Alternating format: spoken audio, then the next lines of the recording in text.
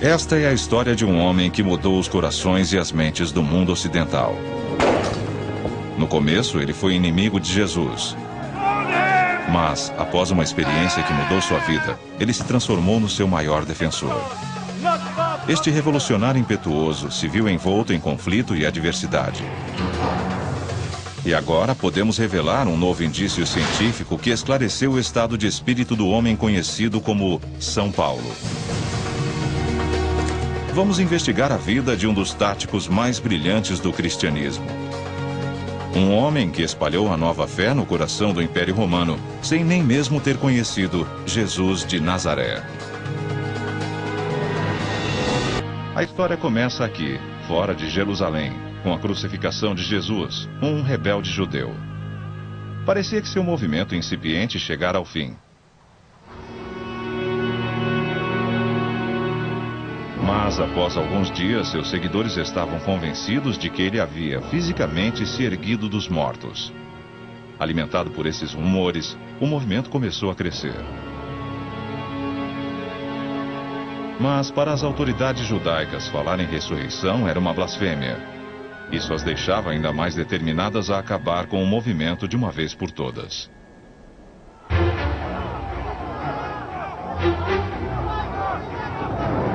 E é aí que Paulo, então conhecido como Saulo, entra na história.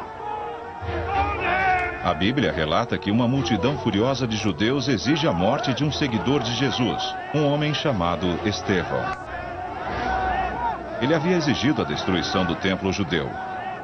Isso era uma blasfêmia, e sob a lei judaica, punível com a morte. As execuções, em geral, assumiam a forma de um apedrejamento público em pedreiras fora da cidade. Pode jogar!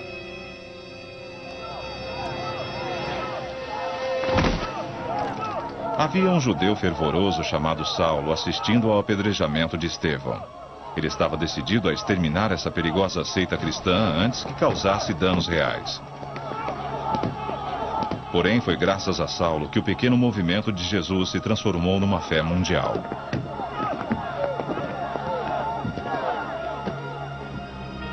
E eu estava ali, diante da maioria. Então, como foi que Saulo, inimigo declarado de Jesus, se transformou em Paulo, seu maior defensor? E muito mais devotado às tradições dos nossos O ancestrais. próprio Paulo nos dá as respostas.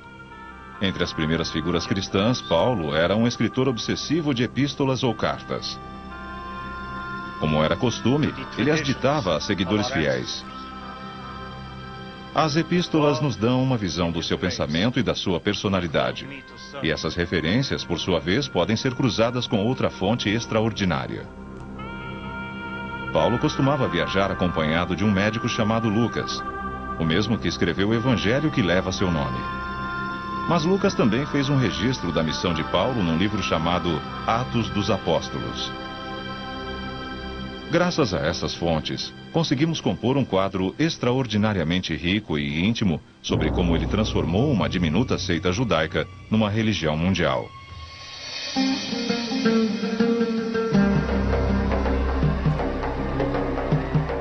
Paulo nos conta que ele trabalhava com as mãos. Sua profissão era fabricar tendas, mas também era um homem culto.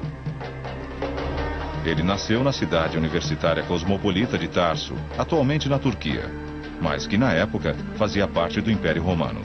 Isso lhe garantia a cidadania romana, um trunfo valioso caso surgissem problemas. Mas nessa fase de sua vida, nada indicava que Saulo se tornaria um encrenqueiro, muito menos um herói cristão. Pelo contrário, Saulo era antes de tudo um judeu que observava as leis judaicas com grande zelo, a ponto de as autoridades judaicas o contratarem para caçar cristãos. Na verdade, como ele próprio admitiu, Saulo foi nomeado perseguidor-chefe dos seguidores de Jesus. Após a morte de Jesus, o movimento cristão foi mantido vivo por dois homens: Tiago, que segundo a Bíblia era irmão de Jesus, e Pedro, o primeiro discípulo.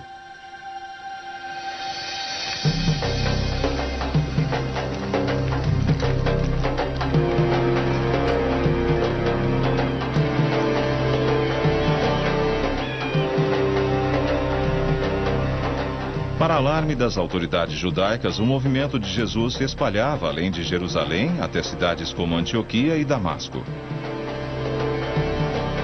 Elas possuíam prósperas comunidades judaicas e muitos judeus estavam se convertendo. Na verdade, foi na Antioquia que os seguidores de Jesus foram chamados de cristãos pela primeira vez. Era tarefa de Saulo, como perseguidor-chefe, caçar esses cristãos. Talvez sua viagem mais famosa tenha sido a Damasco, uma cidade a 225 quilômetros ao norte de Jerusalém. A jornada levou uma semana e Saulo viajou em grupo, em parte para sua própria proteção e também para ajudá-lo a realizar o trabalho quando chegasse lá. Mas a caminho de Damasco, algo aconteceu.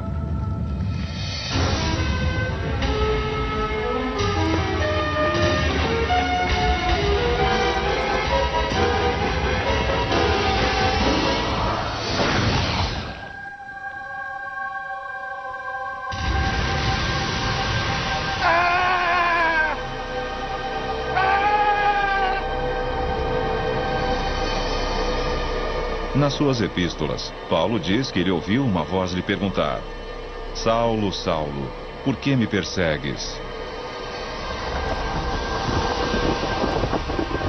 É um dos eventos mais conhecidos da cristandade. O que aconteceu exatamente? Tanto nas epístolas quanto nos Atos dos Apóstolos consta que ele ficou cego durante 3 dias. Quando recobrou a visão, Saulo, o flagelo dos cristãos, se tornou Paulo, seu defensor mais ardoroso. A mudança de nome foi um símbolo dessa transformação. E Paulo, ele mesmo, nos conta em suas epístolas o que motivou essa mudança de ideia. Ele diz que encontrou Jesus cara a cara. O que podemos deduzir disso atualmente? Por um lado, há pessoas que acreditam que podemos encontrar Deus. Por outro, existem aqueles que dizem que isso é coisa da mente.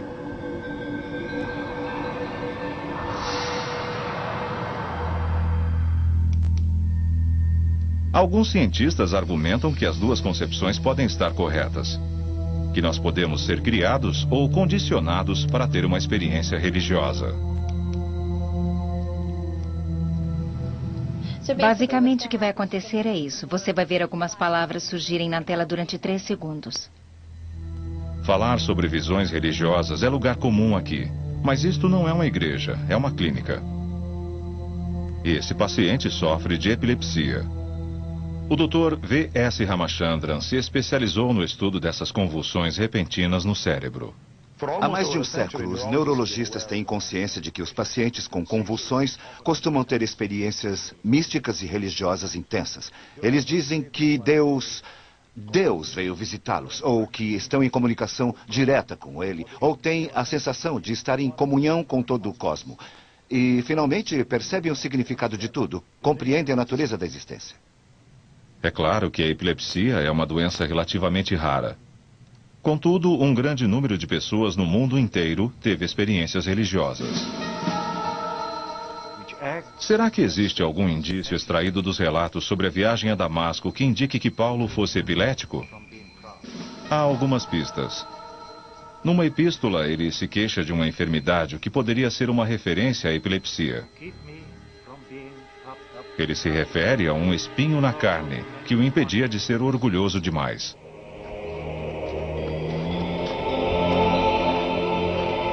Os doentes atuais nos dão outra visão reveladora. Após ataques epiléticos, John Sharon é tomado por uma sensação de certeza moral. Tenho absoluta certeza do que se passa na minha cabeça quando tenho isso. Sinto-me como se fosse César e que posso assumir e dominar tudo. E isso é uma sensação apavorante. Não são apenas os epiléticos que se sentem assim. As epístolas de Paulo revelam uma convicção similar. Ele realmente acreditava que estava certo e que os que discordavam estavam errados. Não há dúvida quanto a isso. E se discordavam dele, era sempre por motivos irrelevantes. Reduzir sua visão de Jesus a correntes elétricas no cérebro é profundamente controverso, porque parece remover Deus da equação. Pessoalmente, acho muito improvável que Paulo fosse epilético, ou pelo menos que o espinho na carne possa ser explicado como epilepsia. Para os judeus do século I, a epilepsia era considerada uma possessão demoníaca e as pessoas como Jesus tentavam expulsá-las dos outros.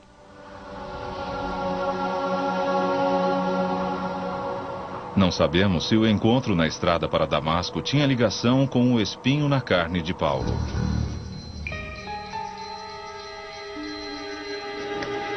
Vamos examinar explicações alternativas depois.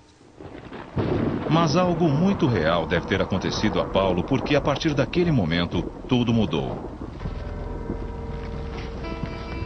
Paulo acreditava que Deus, através de seu filho Jesus, lhe disse para ir a Damasco, onde saberia o que teria de fazer. Ainda confuso e cego, Paulo foi recebido por cristãos locais e foi introduzido à fé através de um ritual comum a todos os novos seguidores de Jesus: o batismo.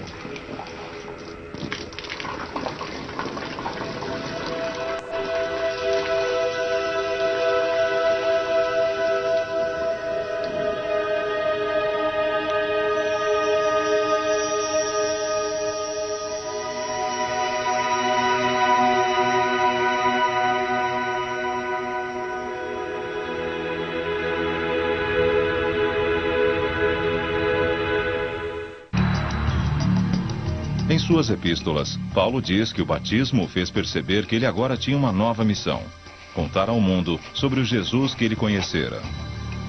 Falar é fácil, já fazer. Mas as fontes revelam que Paulo foi um grande tático.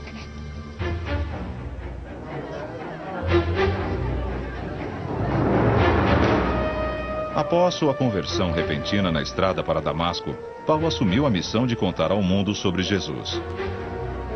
Mas suas epístolas revelam que havia obstáculos enormes no caminho. Em Damasco, ele foi às sinagogas pregar aos judeus. Eu sou Paulo! Eles eram um alvo óbvio. Como os judeus em Jerusalém, eles esperavam ansiosamente a chegada de um Salvador, o Messias. Eles teriam um choque. Ele chegou! Mas... Muitos judeus esperavam um Messias militar, um líder rebelde que defenderia sua causa e derrotaria os romanos. O verdadeiro Messias! Alegar que o verdadeiro Messias era um camponês galileu que morreu de forma humilhante era escandaloso. Não era o tipo de mensagem que conquistaria convertidos facilmente. E então Deus... Mas Paulo tinha uma mensagem ainda mais perturbadora. Antes de sua experiência a caminho de Damasco, Paulo era um rígido seguidor das leis judaicas. Isso incluía evitar carne de porco e guardar o sábado. Mas a lei mais importante envolvia a circuncisão. A circuncisão era o sinal primordial do acordo do povo judeu com Deus, que datava de milênios. Era da época de Abraão. Após sua conversão, Paulo reverteu sua posição. Paulo alegava que eles não precisavam mais seguir as leis, nem fazer circuncisões. Eles não aceitavam aquilo. Sob a ótica dos judeus, isso era uma verdadeira blasfêmia.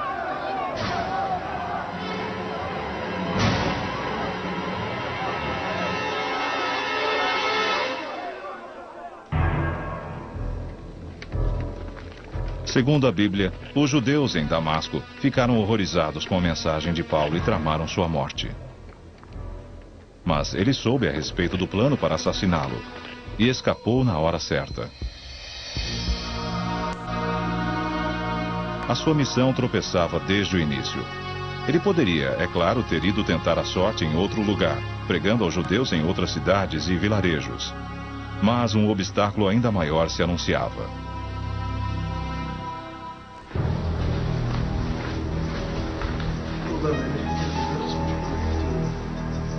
Uma das epístolas de Paulo revela que a notícia de sua missão havia chegado aos anciãos da igreja cristã em Jerusalém. E é óbvio que Pedro e Tiago tinham sérias dúvidas sobre o ministério explosivo de Paulo. em particular sobre suas atitudes em relação às leis judaicas. Creio que Tiago e Pedro estão numa posição difícil. Eles vivem em Jerusalém entre os judeus cristãos e principalmente judeus não cristãos. E precisam ser vistos por seus irmãos se comportando como judeus fiéis. O perigo para Paulo era evidente. Como líderes do movimento cristão, Tiago e Pedro tinham autoridade para deter a sua missão antes que começasse. Nas suas epístolas, Paulo sempre escrevia sobre o dilema terrível que enfrentava. Ele não podia se dar ao luxo de se indispor com Pedro e Tiago. Por outro lado, ele acreditava que o que fazia era correto. O que realmente preocupava Paulo não era tanto o que Jesus fazia ou dizia, mas quem ele era. E ele reconheceu muito mais claramente que Pedro, Tiago ou qualquer um dos outros que Jesus era o Messias. Portanto, era um mundo completamente novo. Nenhum dos velhos tabus religiosos, nenhum dos antigos meios de se chegar a Deus, nada disso tinha qualquer importância no que diz respeito a ele. Agora Jesus era o exemplo de salvação. A forma como Paulo manipulava seu relacionamento com Pedro e Tiago poderia levar adiante ou abortar sua missão.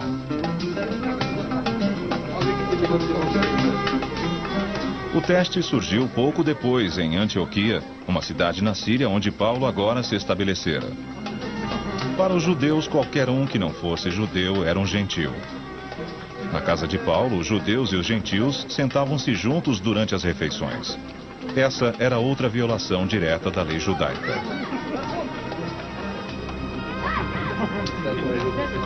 Eles logo receberam uma visita de Pedro. Paulo não sabia se Pedro comeria com seus amigos gentios.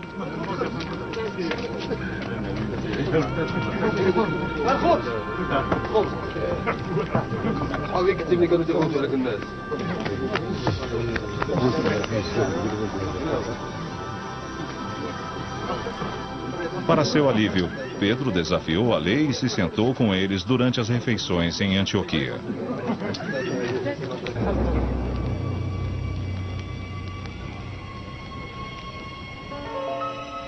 Mas a vitória durou pouco. Em uma de suas epístolas, Paulo diz que Pedro mudou de ideia. Pedro soube que a notícia de sua transgressão havia chegado à igreja de Jerusalém.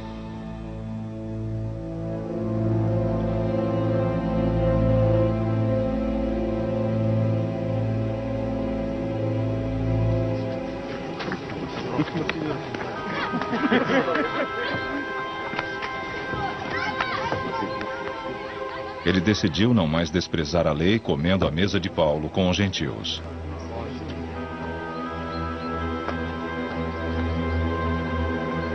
Paulo ficou furioso e expulsou Pedro de Antioquia.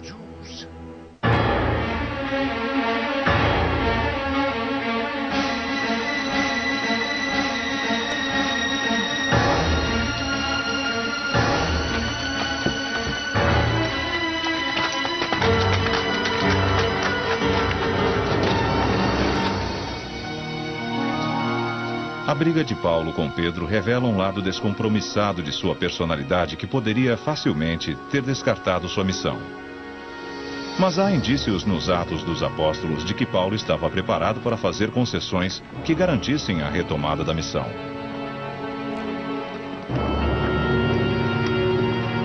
Segundo Lucas, Paulo decidiu viajar a Jerusalém para encontrar Pedro e Tiago e tentar resolver suas diferenças.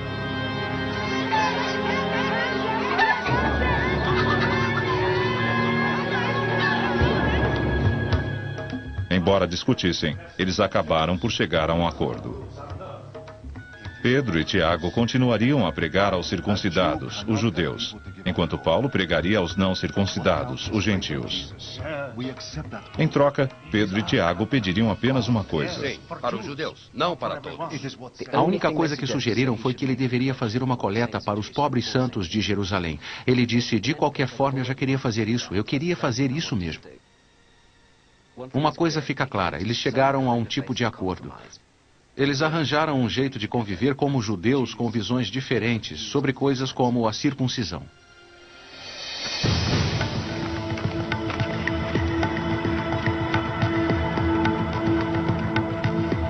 reunião dos primeiros líderes cristãos, que passou à história como o Conselho de Jerusalém, removeu os obstáculos que confrontavam Paulo. Ele estava livre para lançar sua rede de forma mais ampla, abrindo as portas do cristianismo para o mundo não judaico. Na prática, o mundo significava o Império Romano. Da Ásia Menor até a moderna Turquia e toda a Grécia. Mas o prêmio maior era Roma, a capital pagã do Império. Paulo precisava vencer ali para sua missão ser bem-sucedida. Ter por objetivo Roma desde o começo era algo cheio de perigos. Se ele falhasse ali, isso impossibilitaria o relançamento da missão em outro lugar. Mas os Atos dos Apóstolos de Lucas sugerem que Paulo arquitetou uma estratégia mais cautelosa, visando primeiro as províncias no entorno do Império para ir gradualmente se aproximando de sua capital.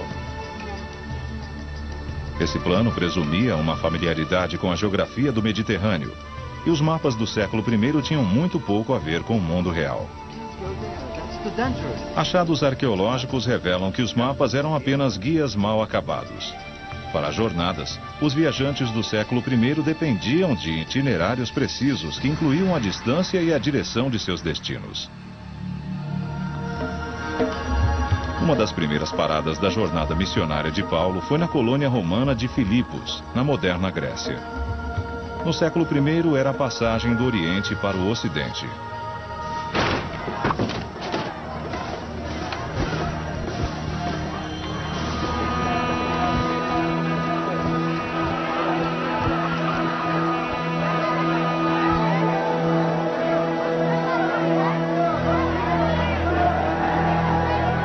Filipos era um vilarejo rústico de fronteira, cheio de tropas romanas à procura de arruaceiros. Paulo precisava ter cuidado. Ele se encaixava no perfil. Mas esta era a menor de suas preocupações. Havia uma tarefa audaciosa à sua frente. Como poderia ele, um judeu, converter pagãos a uma nova fé estranha? Os pagãos tinham seus próprios rituais e crenças. Mas Paulo tinha um bom motivo para acreditar que poderia ter sucesso. Muitos desses cultos se assemelhavam de forma surpreendente ao cristianismo. O culto a Mitras, por exemplo, se concentrava em um Deus que, assim como Jesus, também havia vencido o mal e subido ao céu. Seus integrantes participavam de uma refeição ritual com vinho, assim como a última ceia. Mas a maioria dos cultos pagãos também tinha suas desvantagens. Por um lado, eles só aceitavam homens. E pior, seus deuses nem sempre inspiravam respeito. Na verdade, os historiadores acreditam que o mundo pagão da época estava pronto para a conversão. Os primeiros séculos da nossa era foram uma época de ansiedade. As pessoas começavam a ficar um pouco mais sofisticadas.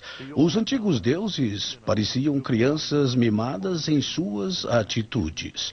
Bastava um estalar de dedos e o imperador malvado se proclamava Deus. Muita gente não levava isso a sério, mas a quem mais iriam recorrer? Paulo surgiu em meio a essa ansiedade, pregando com confiança um evangelho de força e fraqueza àquelas pessoas. Mas, sendo um estranho em Filipos, Paulo precisava se concentrar num problema mais prático. Como encontrar seu primeiro convertido em potencial e, quem sabe, o primeiro de muitos.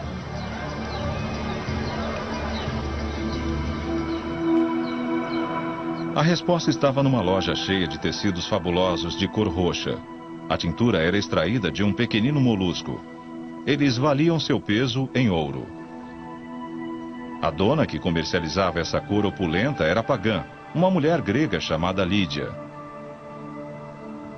Unir-se a um comerciante era um golpe de mestre. Como negociante, Lídia tinha uma grande rede de contatos. Se desse certo, ela poderia apresentar Paulo a muitas pessoas. Talvez ela se apiedasse de um artesão que fazia tendas e estava a quilômetros de casa.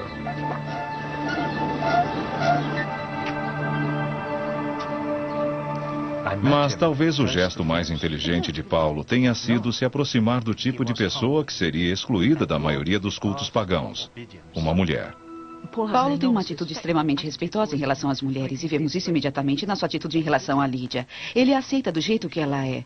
Uma mulher muito importante naquele período, naquela cultura. Ela é essencial nas primeiras conversões e, é claro, se torna uma crente fiel.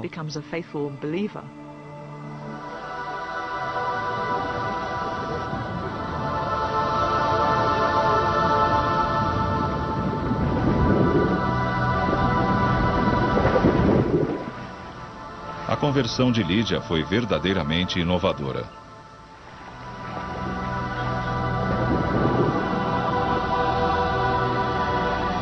Ela talvez tenha sido a primeira cristã convertida da Europa.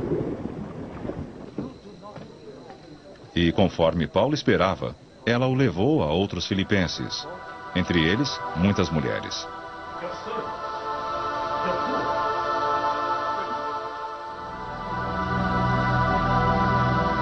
As epístolas de Paulo sugerem que ele arrebanhou novos convertidos em Filipos.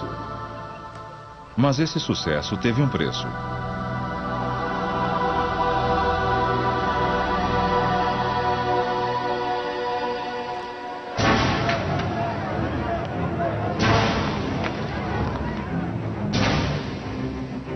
Cheio de confiança, Paulo insistia em pregar e curar em público, atos que perturbavam a paz.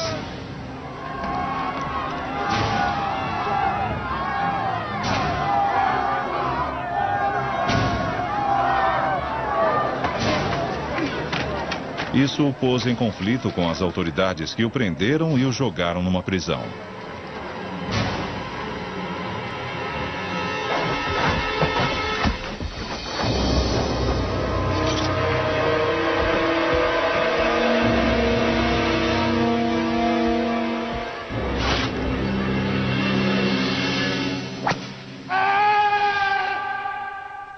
O revolucionário foi silenciado.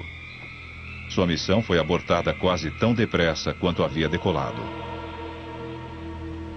Mas a história não termina em Filipos. Segundo Lucas, um ato de Deus libertou Paulo.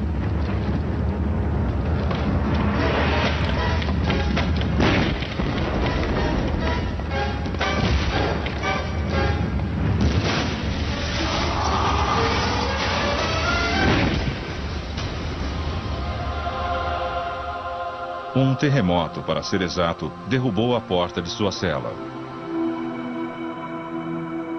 Então, ele usou seu trunfo.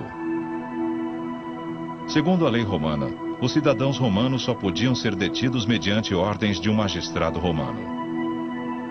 Paulo censurou os magistrados locais por colocá-lo na prisão, sendo ele um cidadão romano. Tiveram então de libertá-lo. Será que ele desistiria de pregar e não se envolveria em problemas? Não aposte nisso. O que foi que moveu Paulo apesar desses contratempos? Mais uma vez voltamos àquele encontro na estrada para Damasco. Deve ter sido muito poderoso para fazê-lo ir tão longe. Apesar de todos os reveses, Paulo resistiu. Ele estava determinado a levar adiante sua missão. Algo muito poderoso deve tê-lo estimulado a prosseguir. Na verdade, alguns peritos acreditam que o poder que o estimulou foi geológico, assim como espiritual. Eles começaram a achar que o tremor que libertou Paulo da prisão não foi o primeiro terremoto que mudou o curso de sua vida. Essa parte do mundo está muito sujeita a tremores. E alguns cientistas acreditam que isso possa explicar o mistério da conversão de Paulo a caminho de Damasco.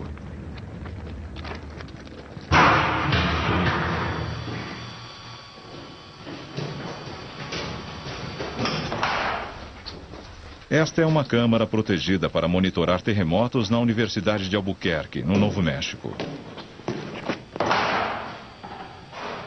Aqui, os cientistas descobriram que os terremotos podem produzir efeitos surpreendentes. Sabe-se agora que eles podem liberar forças eletromagnéticas similares a um raio-bola.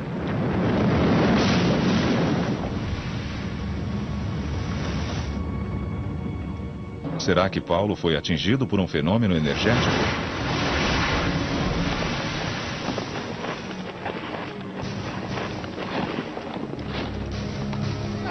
Lucas nos diz que Paulo foi atingido por uma luz ofuscante que o deixou cego por 3 dias após sua experiência em Damasco.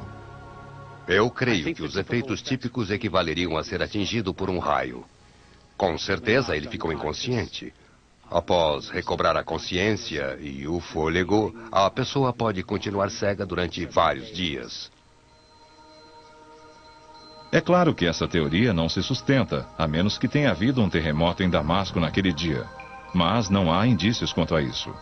Porém, houve um tremor possante a cerca de 300 quilômetros da Antioquia em 37 d.C., na mesma época em que Paulo fez sua jornada. Se houve um terremoto que destruiu Antioquia, ele teria sido amplamente sentido em Damasco.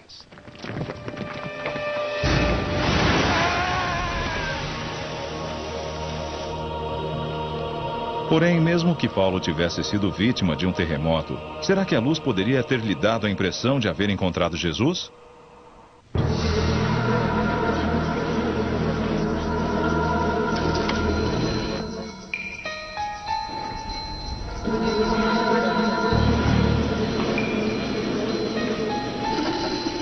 O Dr. Michael Persinger criou um capacete que pode ser usado para imitar os efeitos de luzes terrestres. Ótimo, agora vamos colocar o capacete. Avise se ficar apertado, está bem? Tudo bem. O capacete usa ondas eletromagnéticas para estimular o lobo temporal direito, a parte do cérebro que lida com experiências místicas. Vê alguma luz? Não. Certo. Eu senti um pouco de medo, é claro, porque soube que algumas pessoas tiveram experiências bem estranhas aqui. Mas senti uma presença e isso eu não esperava. Tive também uma certa experiência visual, mas a presença foi muito marcante. Era como se houvesse uma pessoa na sala. Essas bolas de luzes são tão energéticas que se a gente ficar perto delas, elas podem induzir convulsões cerebrais, levar à inconsciência e estimular áreas do cérebro que podem produzir tremendas experiências místicas, especialmente a sensação de uma presença física.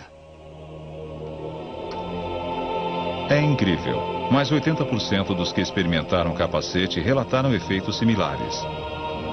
Mas, assim como o argumento da epilepsia, será que toda essa conversa de luzes terrestres não exclui Deus da conversão de Paulo? Em toda a história religiosa, há crédulos que relatam encontros com Deus que coincidiram com eventos naturais poderosos.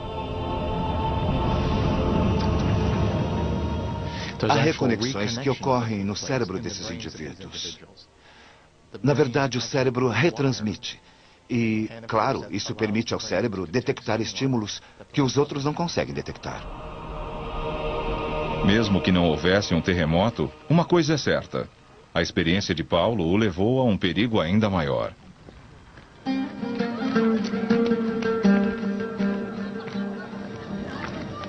A 480 quilômetros ao sul de Filipos ficava Corinto, uma das cidades mais devassas do Império Romano. O próprio nome, Corinto, era uma gíria para a promiscuidade sexual.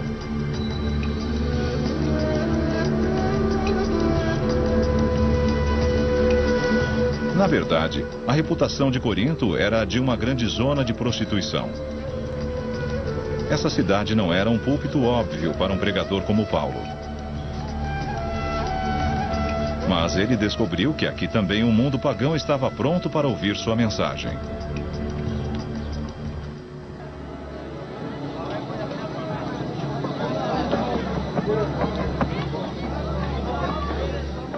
Paulo se juntou a alguns colegas que também faziam tendas, os quais lhe disseram que muitas pessoas em Corinto estavam saturadas de sua imoralidade. Era uma oportunidade boa demais para dispensar, e suas epístolas deixam claro que Paulo se aproveitou ao máximo disso. A pregação de Paulo foi bem recebida em Corinto. O impacto foi tamanho que, segundo suas epístolas, muitos da congregação entraram no estado elevado de prece usando o linguajar característico. Para muitos coríntios, esse linguajar era um sinal de que eles eram verdadeiros cristãos. A pregação de Paulo agitou suas novas comunidades. Mas esse poder espiritual era uma faca de dois gumes. Nem todos agiam assim, e muitos achavam que era uma distração perigosa. Mas Paulo tinha outras coisas com que se preocupar e outras cidades para visitar. Mas deixar a igreja coríntia em tal estado de agitação foi uma decisão que tornaria a incomodá-lo. Sua pregação resultou em muitos convertidos nas pequenas cidades por toda a Grécia e na Ásia Menor. Mas se o cristianismo quisesse realmente se impor, então ele precisava se preparar para atingir as grandes cidades. Paulo se dirigiu a Éfeso, capital da Ásia Menor, e que só perdia para Roma em importância. Mas Éfeso era um desafio ainda maior que Corinto para um missionário. Era o lar do culto da deusa pagã da fertilidade, Ártemis, um alvo estratégico para a ira de Paulo.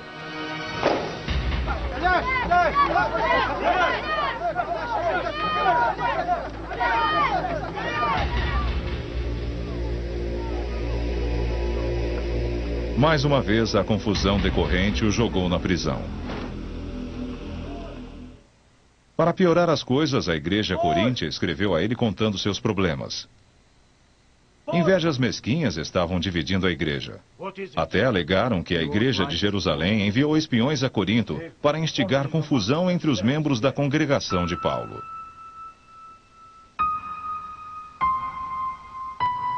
Todo o árduo trabalho de Paulo ali foi desvendado. Sob prisão domiciliar e incapaz de resolver os problemas pessoalmente, ele se saiu com outro golpe de mestre tático.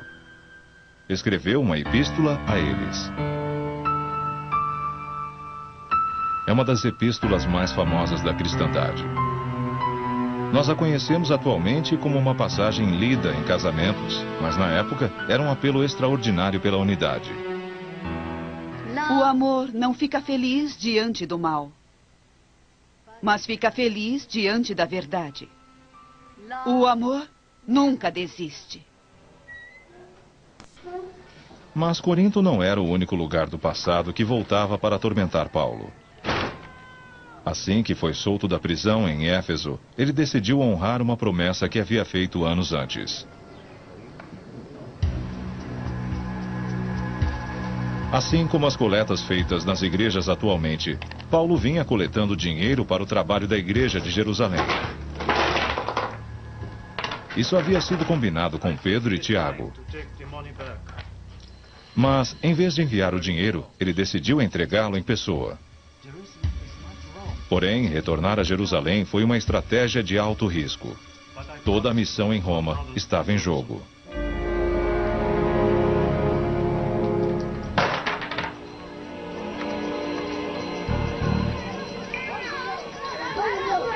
Ao ser liberado da prisão em Éfeso, Paulo fez sua última visita a Jerusalém. Foi uma viagem repleta de perigo. A sua intenção era entregar em pessoa o dinheiro especialmente coletado para a igreja de Jerusalém. Paulo, quanto tempo? A coleta foi bem recebida, mas Tiago confessou a Paulo que havia um problema. Muitos cristãos judeus em Jerusalém queriam que ele rejeitasse a coleta, pois estava contaminada pela rejeição de Paulo da lei de Moisés.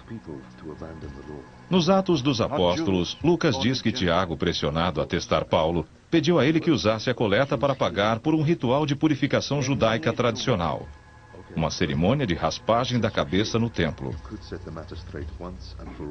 Isso mostraria às pessoas em Jerusalém que Paulo ainda era um bom judeu.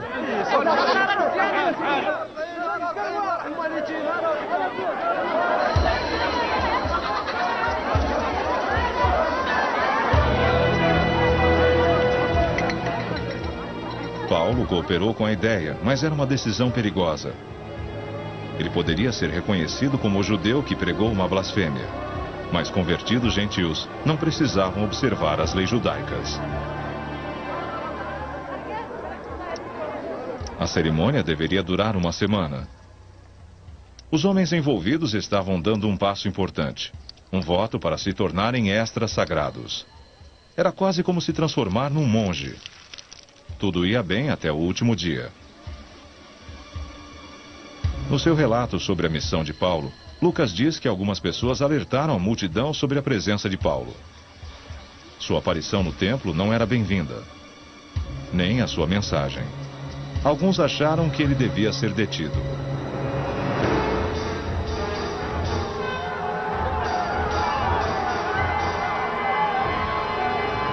Existe a possibilidade de que um grupo de falsos irmãos, como Paulo os chamava, o tenha denunciado às autoridades. Eles acharam que Paulo era tão prejudicial ao judaísmo que era melhor que fosse preso.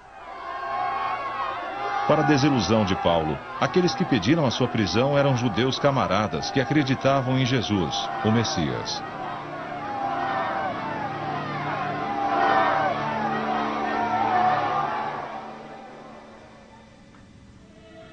Paulo foi preso e condenado à morte. Sua missão se desintegrara. Roma continuava além do seu alcance.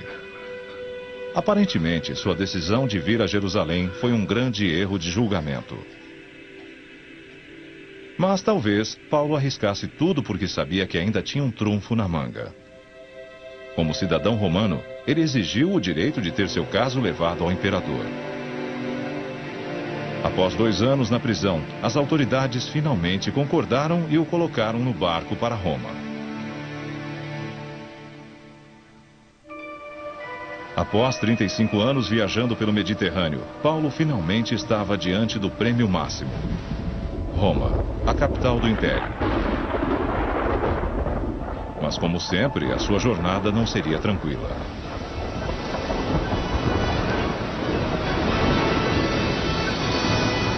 Durante 2 semanas, seu barco foi castigado por tempestades. Perto da ilha mediterrânea de Malta, e com suas vidas correndo perigo, a tripulação jogou o barco contra as rochas. Este foi o 4º naufrágio ao qual Paulo sobreviveu. Eles ficaram em Malta esperando o inverno passar, e depois arrumaram uma carona num barco graneleiro que se dirigia à Itália na primavera seguinte. Finalmente, Roma surgiu diante dele.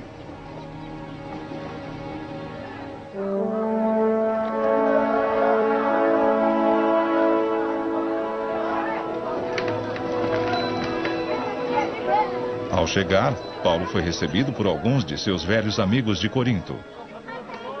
Eles tinham muita esperança de que este seria o maior triunfo da missão de Paulo.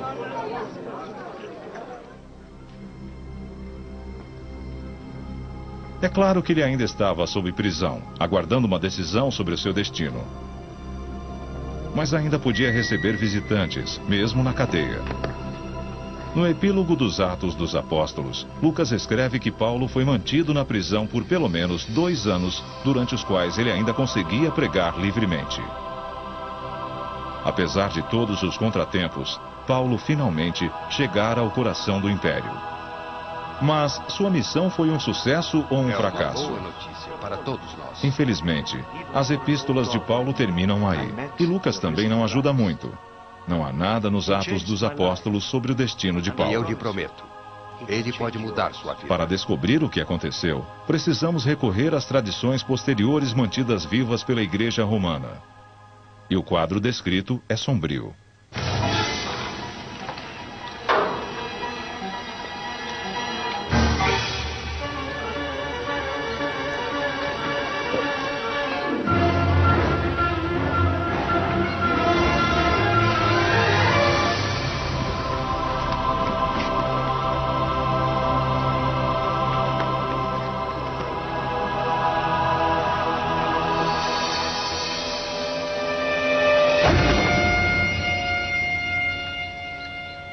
A versão aceita é que Paulo foi martirizado, sendo executado pelas autoridades romanas.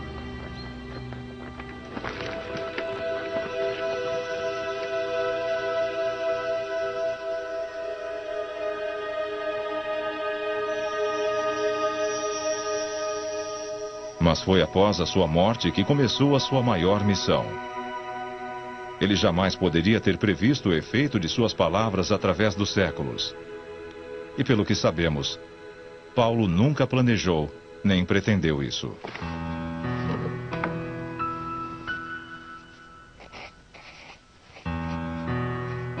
Através dos esforços de amigos e discípulos, as epístolas de Paulo se tornaram ferramentas missionárias.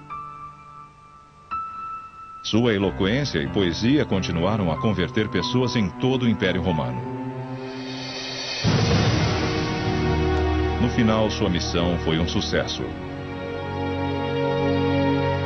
Quando Paulo encontrou Jesus a caminho de Damasco, isso mudou sua vida e o futuro do cristianismo. Mas, apesar de sua conversão, dos terremotos, das fugas da prisão, talvez o maior milagre da história de Paulo seja o poder e a persistência de sua mensagem. Quem és tu, Senhor?